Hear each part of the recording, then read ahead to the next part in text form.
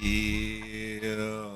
What's good, gang? Please tell me you caught up in One Piece. Cause I can't figure out why no one is talking about best girl, Nico Robin. Especially in that last panel of 1147. Particularly about a certain pair of round objects that Nico Robin has. Obviously, I'm talking about her eyes. Okay, listen to this. I have an interesting take on a mystery that's been floating through One Piece for a while now. In that panel, we notice a very familiar attribute, one that we discuss often, but with names like Emu, Mihawk, Cavendish, Zunisha. At first, I was like, am I tripping? No, I'm not tripping. Originally, I was thinking maybe it had something to do with her demon transformation that she unlocked. That this is the first time that we're seeing. But for that to be true, I went to look for instances in Egghead, and I did find one. And Egghead is post Wano. However, I did come across an even earlier time where we see these concentric circle pattern on her eyes. You know, I dubbed them the ring eyes.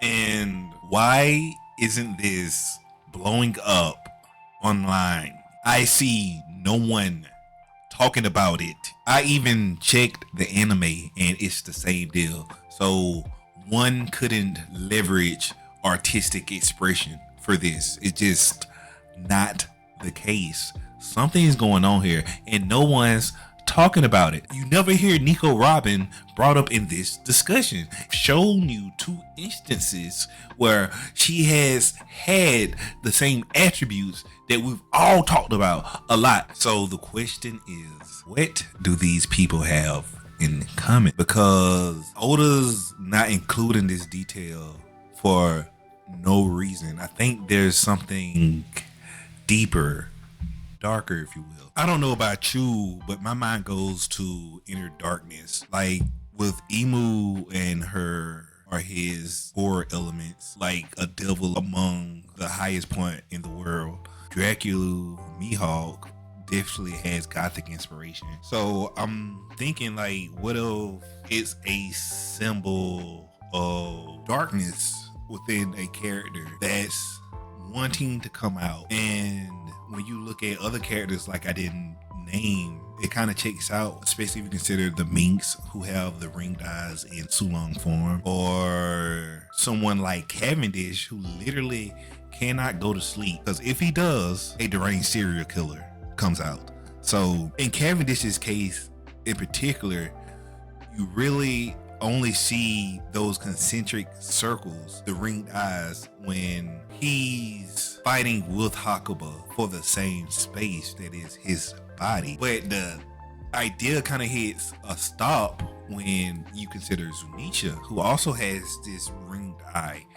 And that's when it hit me. I was just like, hold on, what if it's less about inner darkness? Darkness definitely, I believe, plays a part, but more about not having full autonomy of yourself, like something inward at conflict with your innate being, something that's foreign to you that wasn't always present, something that maybe developed or was put upon you, like in Zunisha's case. Because in Zunisha's case, she's doomed to wander the sea for a certain amount of time. So under this lens of fractured will or inner darkness or duality, we can really see that this may not just be artistic expression as some would like to claim.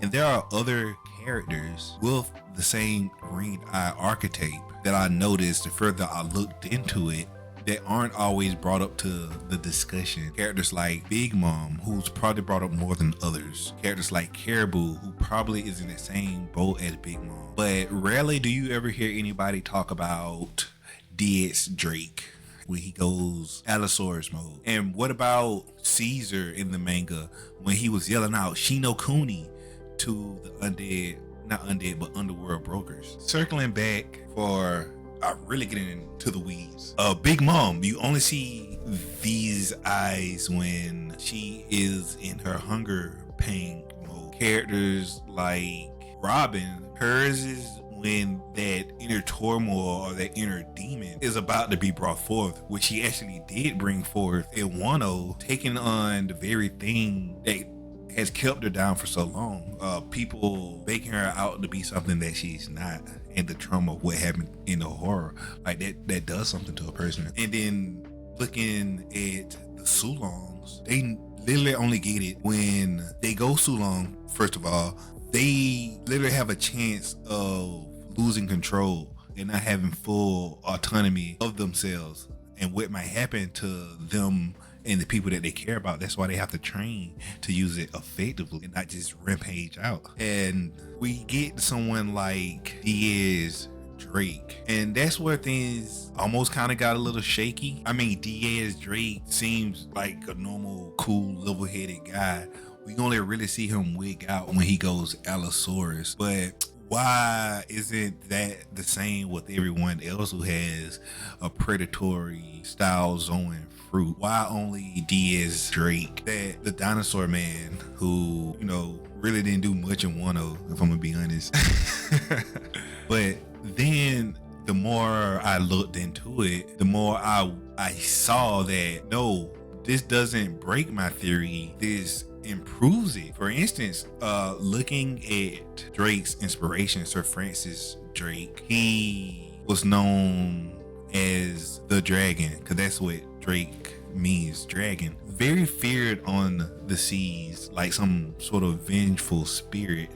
And looking at Diaz Drake in the manga, we know that he was abused by a marine turned pirate. And Diaz Drake himself is literally a pirate turned marine turned fake pirate spy turned defector. If you consider him helping Luffy in the Battle of Onigashima, betrayal to the world government. Literally, last time we see Drake, it looks like he's contemplating something as he was wounded in a battle that he didn't contribute that much to. There is definitely something there when it comes to Diaz Drake.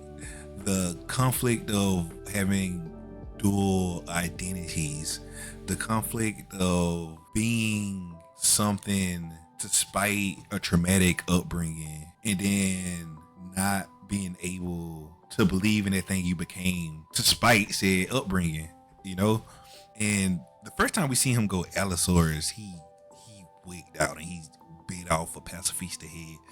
He goes from this calm guy to this guy who definitely has some inner issues, and I think that's where the Allosaurus comes in, and that's why we don't see this when it comes to other predatory Zoans, at least not yet, with other dinosaur themed Zoans. I believe that the Allosaurus predatory nature is bringing out something that Diaz Drake did not fully have under control. Coming back to Sir Francis Drake, his inspiration, interestingly enough, there are a lot of maritime horror myths surrounding that character. Two in particular stood out to me. One brought up the idea of him sailing around on a ghost ship, causing terror on the seas. Another one revolved around him leading spectral or undead hounds across the plain, hunting the people of a certain town. What if Drake, who's a marine who might be defecting, goes around with other defected marines, and we know that the marines are, well, not all, but some are named after dogs, fitting that motif with his inspiration, and they terrorize pirates and the Navy alike in the name of Luffy, their liberator, who, where in this case, they want actually be a ghost ship because they died. It's that their former lives have died, freeing them to be who they truly want to be. Like Luffy gives them that liberation. So definitely you can see a lot of horror elements associated with a lot of characters that have these ringed eyes that we've mentioned, especially when you look at Mihawk, who has so much gothic imagery around him. And I just kept telling myself, like, Dracula, Mihawk, and you have all these other characters like Demon Child, Nico Robin, and that's when it hit me, like Dracula, Mihawk, Demon Child, Nico Robin. What are the minks when they go Sulon? They're literally werewolves. They're not just living a horror movie, they are living embodiments of the horror itself. Like Nico Robin, who was an assassin previously, her whole thing is like forbidden knowledge, and I guess you can tie spy traits in there as well because of her ability to infiltrate, and those things can all be associated with demons, you know, becoming someone else in order to kill someone, taboo things that you shouldn't know. Dracula in his Gothic castle with his bloodlust for battle, he's a literal vampire. Cavendish is literally Dr. Jekyll and Mr. Hyde. You have Big Mom, ooh, Big Mom. When you think Big Mom, you think gingerbread houses, singing and dancing, inanimate objects brought to life, almost like some type of fairy tale witch. Like literally, think Soul Pocus. She's literally has a spell and she cannibalized people just like witches do in those stories. Caribou is a swamp thing, lizard man type caricature. Caesar Clown is like a spectral phantom of sorts who, like I said previously, only manifested those rings when he went full Oppenheimer, screaming Shino Kuni or the land of the dead. Just like a banshee scream is an omen of impending death. You have Drake, the vengeful sea dragon. Zunisha is literally the ancient beast archetype. Or if you want to go even deeper, what is Zunisha? A giant creature wandering the sea. Go even further, a sea monster disguised as a island. Or how Oda like to invert tropes, an island disguised as a giant sea monster, who in those stories are often controlled by some external force and have weird eyes. They also have a name, the Asphodoshalon. Forgive me if I'm screwing that up, but Asphodoshalon is literally an island that's a beast. Emu, if not the devil himself, is some type of cosmic horror at the least, given how things might play out and space might be involved and is involved. We all know how many details Oda loves to throw into his creation, and it appears the horror elements didn't stop at Thriller Bark. I want to point out that not everyone I mentioned has the ring dyes all the time. Some seem to be permanent, and I think that adds credence to the theory. Maybe Emu's always affected by that inner monster, inner darkness, external force. Same for Caribou with his sick sadistic nature. Maybe he just fully giving in to whatever it is that's in him. Zunisha, need I say more? Mihawk, there could be something going on that we just haven't seen. However, I think with this line of reasoning, it could be a clue to what exactly a black blade is. What if to create a black blade, one needs to acquire a certain level of swordsmanship? Not only that, one would need to have a high level sword, one that could be considered cursed, or for those who are initiated, one that has a will of its own. Step 3 would be being able to communicate with said will of said sword, kind of like how Zoro is currently communicating with Enma. Step 4, and this is where it ties together. Step 4 would be becoming one with the blade itself. Like, you are the sword and the sword is you. Your wills align, almost uniting y'all in essence, where you imprint your will on the sword and the sword imprints its will on you. Shout out to Morge, who had an excellent theory about creating black blades with the new type of hockey we seen with Scopper Gabon. However, I argue that it has to be more than just leaving your hockey in something that would make it a permanent black blade, because I think it's reasonable to assume that a lot more people that we've seen with weapons like this were on Gibbon's level, or maybe even higher. So we would see more black blades, but the only ones we see are from Ryoma and Mihawk. So it has to be more to it.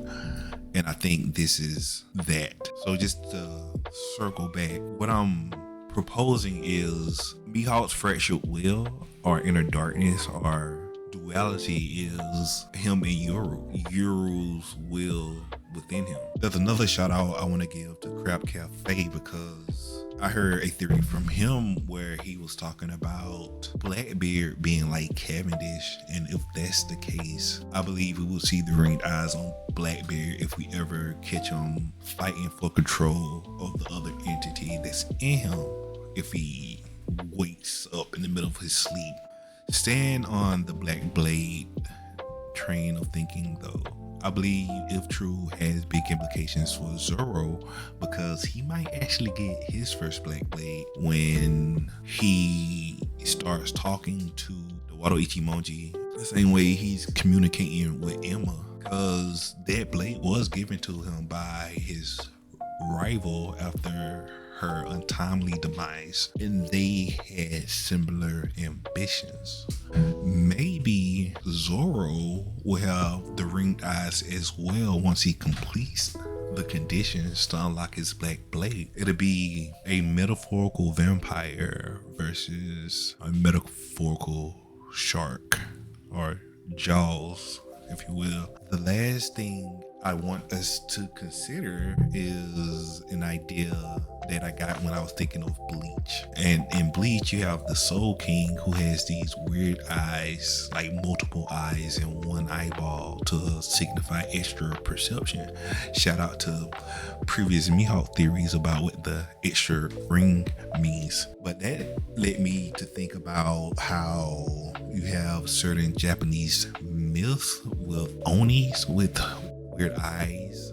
What if the ringed eyes are an artistic symbol representing a second pair of eyes looking through the person with the person, signifying that duality or higher perception? What I'm proposing is that these eyes, from what we know in other sources, can represent something supernatural. So these rings for Imu, Zunisha, Mihawk, and Caribou is constant.